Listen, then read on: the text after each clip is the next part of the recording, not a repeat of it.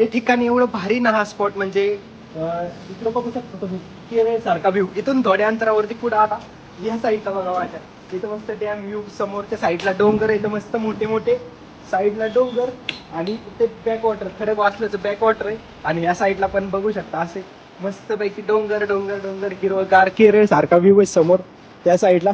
इकडे बघू शकता किती सुंदर व्ह्यू आहे.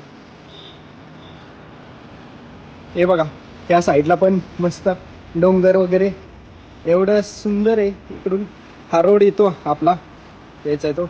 एवढं सुंदर लोकेशन आहे ना, एवढं सुंदर जबरदस्त. पुण्यापासून काही क्षणांच्या अंतरावरती इथं आल्यानंतर एवढं भारी वाटतंय. मस्त आम्ही आता नाश्ता करायला थांबलो इथं. खूप सुंदर आहे, खूप सुंदर व्ह्यू. हे समोर असा व्ह्यू असणार आहे आमच्या. हे बघा इथे हे डॅम आहे, खडकवासला डॅम. सुंदर अशी शेती, लोक आहेत गावाकडचे. आणि समोर बघताय ढग एकदम डोंगराला टेकून गेलेत, म्हणजे डोंगर लपलाय ढगांमध्ये. खूप सुंदर.